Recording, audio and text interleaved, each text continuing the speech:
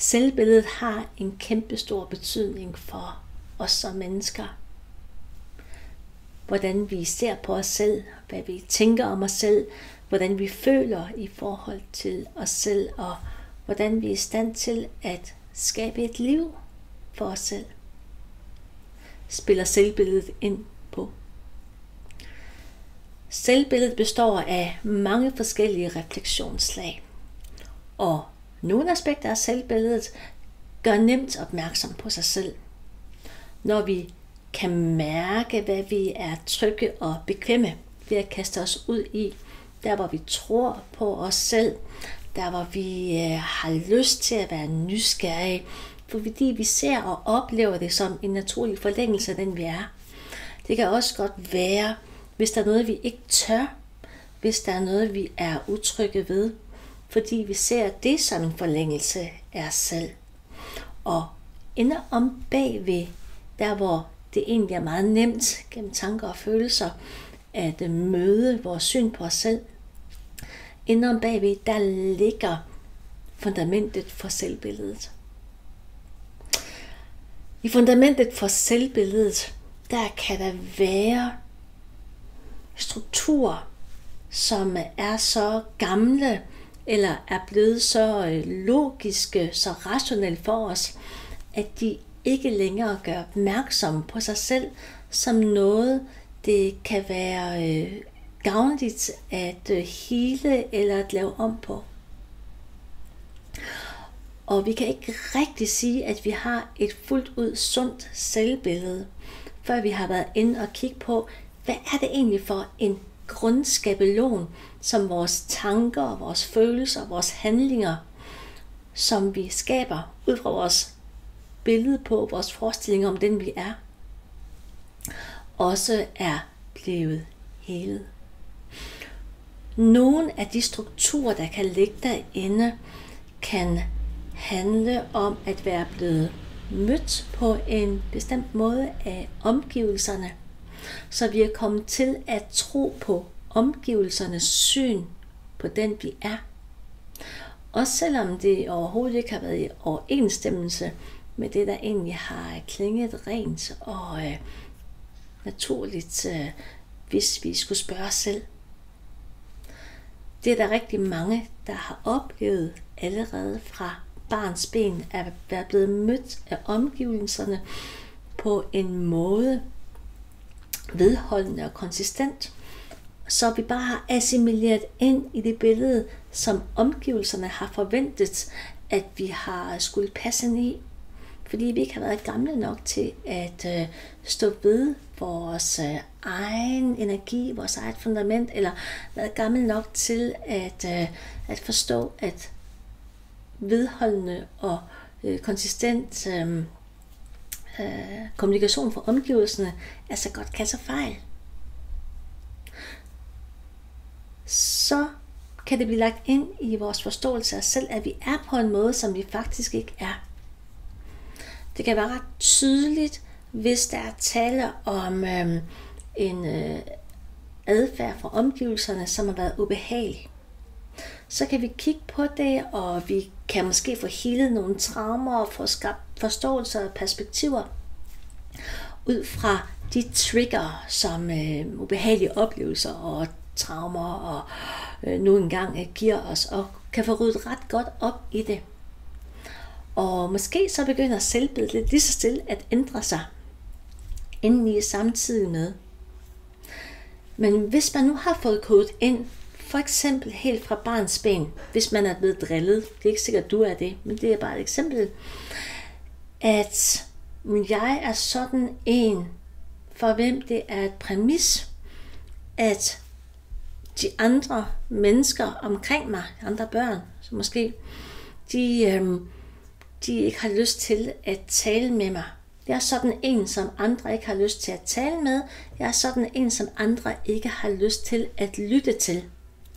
Så selvom man får hele traumet, så skal der altså ret meget til, for man lige pludselig kan skabe en power inden fra fundamentet, så man kan mærke, at man har lyst til at udtrykke, hvordan man er, at man begynder at have en forventning til, at man er lige så meget en del af fællesskaber og verden omkring, som alle mulige andre er. Det er det sunde selvbillede. Det er, at vi forstår, at det vi har assimileret ind i tidligere, noget som har skabt et selvbillede, der ligger som et præmis, som måske ikke gør ondt, og som måske det er bare sådan verden er. Måske kommer vi også til at tro, at sådan er verden for alle. Men det sunde selvbillede, det er at gøre sig fri fra de her begrænsninger, som vi har fået skabt indeni. Det er endnu sværere at rejse sig fra et selvbillede, der er blevet skabt på omgivelsernes præmisser, hvis det er velmenende. Velmenende, konsistent, vedholdende adfærd fra omgivelserne, hvor dem, der formidler med adfærden, virkelig mener det godt, kan være ekstremt svært at opdage. Virkelig, virkelig svært at opdage. Og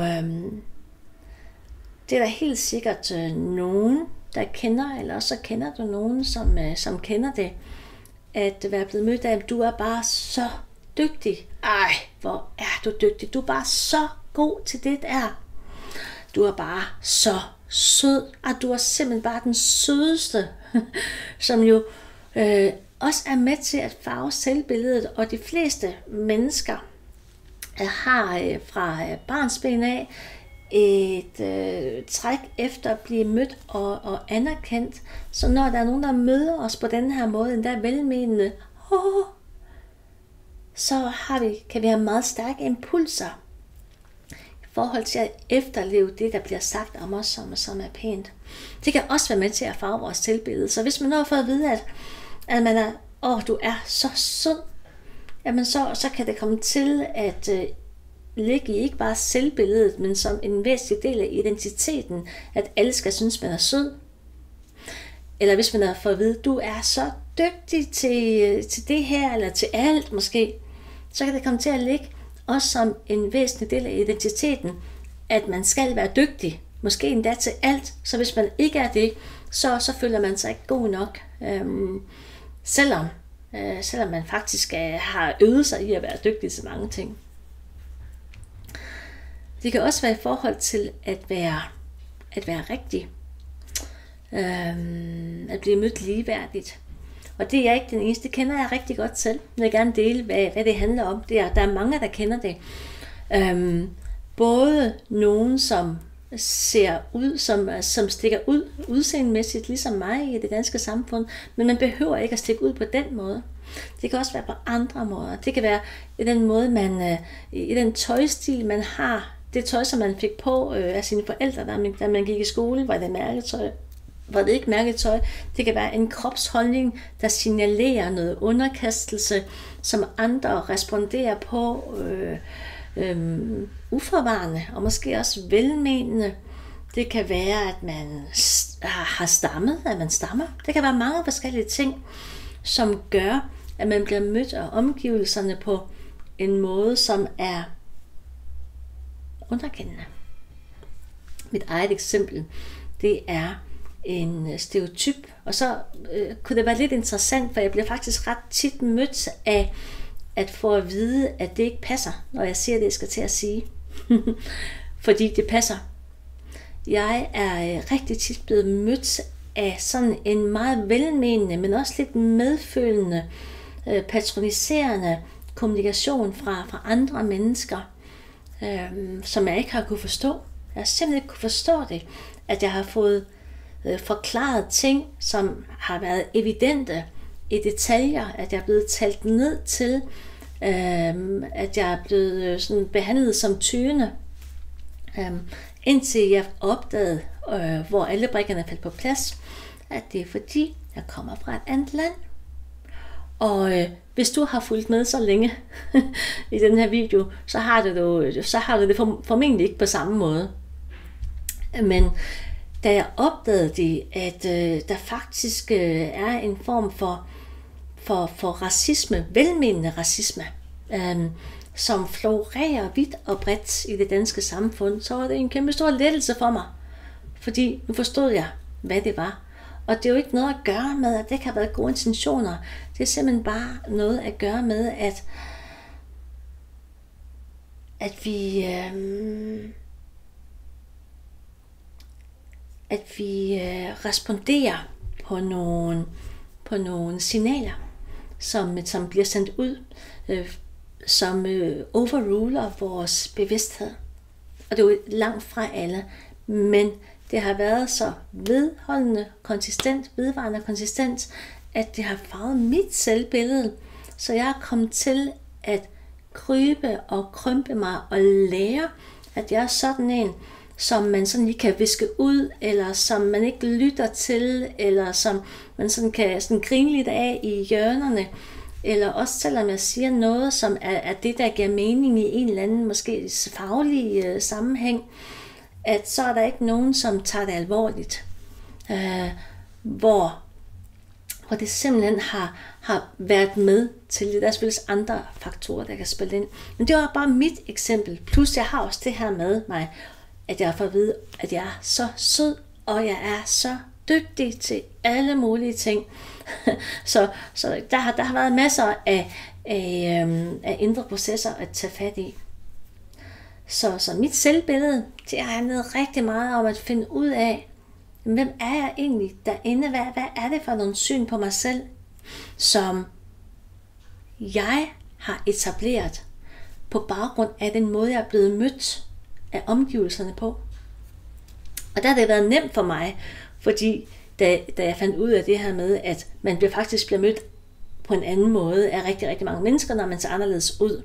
Og hvis der sidder nogen af jer, som ser anderledes ud, så kan det være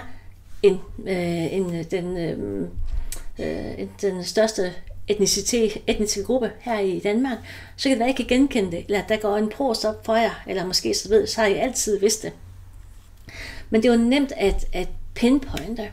Men det kan være sværere at pinpointe, hvis det er noget, man har med sig, hvis det er noget, der sidder i kropsholdningen, hvis man har en stemme, som man ikke taler særlig kraftigt med, eller andre ting, som gør, at omgivelserne responderer sådan på den samme måde, fordi de simpelthen ikke er i stand til at gennemskue, hvem man er. Så bliver man mødt på en måde, som man kommer til at tro på, fordi det sker så tit, som faktisk overhovedet ikke er overensstemmende med den, man er, uden at opdage det.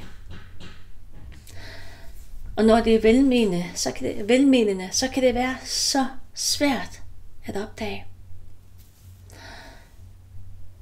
Måske så er der noget, som har ringet en klokke hos dig. Måske kunne du godt tænke dig, hvis der har ringet en klokke hos dig, at få kigget på nogle af de her strukturer inde i selvbilledet, som er blevet dannet på grundlag af, hvordan du har oplevet, at omgivelserne har mødt dig, og du så bare har assimileret ind. Det er tit noget, der sker allerede fra barndommen. Også selvom det er noget, du godt er klar over. Hvis der har været nogle ubehagelige episoder med nogle dynamikker i fællesskabet eller andet, så kan det også godt være, at du godt kunne tænke dig at komme ind og få gravet nogle af de her strukturer fri, så du kan få hele dit sunde selvbillede og få givet slip på de her mønstre fra ydre projektioner, som man kan sige, det er en del af livet, at vi kommer til at tage dem ind. Men det skulle også meget gerne være en del af livet, at vi skal give slip på dem igen. Det er lige præcis det, vi kommer til at give helende og styrkende opmærksomhed på online-kurset Healing af det sunde selvbillede og opgør med ydre projektioner. Online-kurset er undervisning i foredragsform. Det er meditationselementer, åndedrætselementer og masser af healing. Men altså også undervisning, hvor du får mulighed til at forholde dig til perspektiver, som du kan tage med dig i din egen refleksion. Healing gør, at bare ved at deltage på online-kurset, så vil du modtage en støtte til at styrke din proces, styrke din progression ind imod at etablere et nyt fundament i dit eget sunde selvbillede. Der er 5 dele på online-kurset. Den første del, det er grundmeditationen, som har overskriften det sunde selvbillede, som er en healing og en afbalancering af det selvbillede, du allerede har en støtte til at skabe forløsning i elementer, som du allerede er klar til at give slip på. Den er i øvrigt rigtig god at vende tilbage til, efter du har gennemført kurset, hvis du kan mærke, at du bare lige trænger til noget ro og til at genvinde troen på dig selv i nye udfordringer, som du møder i livet. Det kan man gøre både med dele af og med hele online-kurset efterfølgende. De næste 3 dele af online-kurset er power healinger, som også har været deres overskrift. Den første power healing handler om at skabe forløsning og give slip på frygtstyrede strukturer inde i selvbilledet.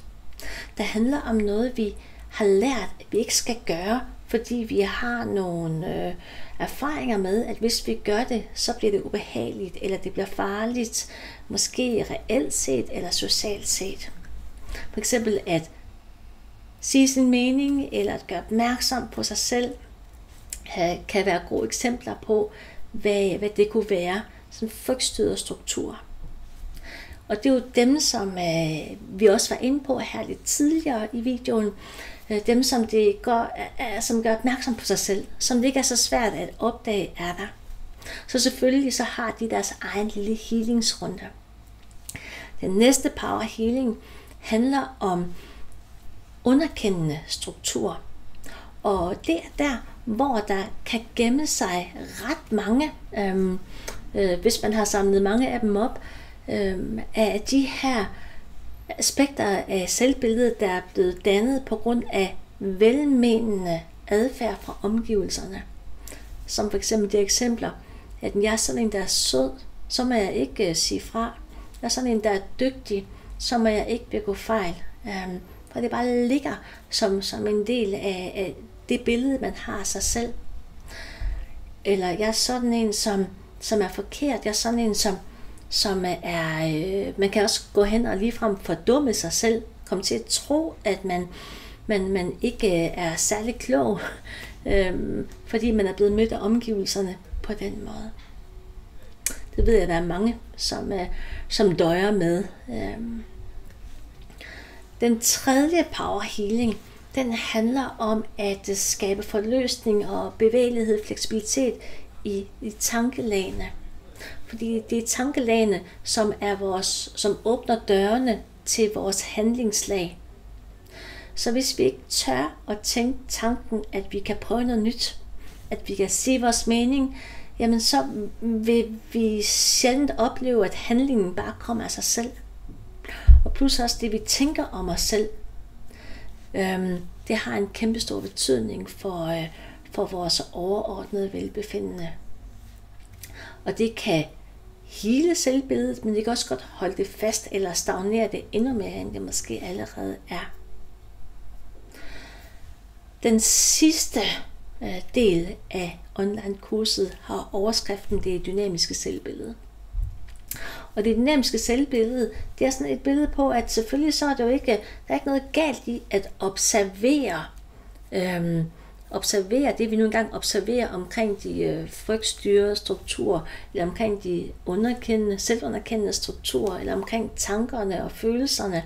Men når vi er i stand til at manøvrere dynamisk i det, så bliver det egentlig bare til informationer, som ikke påvirker den måde, vi ser os selv på. Nogle gange så kan vi have brug for at se os selv lidt udefra. Nu reagerer jeg sådan. Det må jeg lige korrigere, eller man kan se hele situationen udefra. Nu opstår der den her dynamik, så må jeg lige træde skridt tilbage, eller så må jeg lige træde skridt frem, eller lade være med at sige noget, eller ligefrem sige noget. Så det dynamiske selvbillede, det er har en meget højere diversitet i de perspektiver, vi kan se os selv i, både sådan stationært, men også dynamisk ude i livet. Så er der også den super dejlige ting ved online-kurset, synes jeg selv, det håber jeg også, du synes, at vi også modtager, eller du kommer til at modtage anvisninger i, hvordan du kan bruge den her nyvundne balance i dig selv som en selvhealingsøvelse, og hvordan du kan formidle healing til andre, sådan fuldstændig enkelt. Alle kan gøre det, alle kan lære det. Det er overhovedet ikke spor svært. Så alle kan, også selvom du ikke har interesse i at heale andre, så er selvhealingsøvelsen virkelig, virkelig god. For forældre, der kan det være rigtig godt egentlig. Der er mange forældre, som har børn, der er meget sensitive, og som går rundt og jonglerer med strukturer i selvbilledet hele tiden, samtidig med at selvbilledet er ved at blive dannet, som det gør gennem hele livet, men især når vi er børn. Så kan det være meget fint at have sådan et værktøj til værktøjskassen, til lige at styrke ens barns eller ens børns sunde selvbillede med, som en decideret healing. Så det er de elementer, der er i online-kurset, altså inklusive at få et healingsredskab med. Jeg synes selv, at det er et essentielt emne, men det gør jeg jo også, fordi jeg har haft den her det her livspræmis med, at jeg ser anderledes ud, så jeg er bare blevet mødt på en måde, som også har stukket lidt ud. Så det har været tydeligt for mig. Så jeg er super spændt på at se, hvem der kommer til at være med som deltager. Måske er det dig, hvis du kan mærke, at der er noget, der resonerer, enten på egne vegne, eller måske i forhold til dit barn eller dine børn, som du så kan give støtten videre til. Tak for din tid, og have en dejlig dag. Så kan det være, at vi ses til online-kurset, enten under afholdelsen, eller også som videokursus, som kommer til at ligge tilgængelig efterfølgende også. Tak for nu.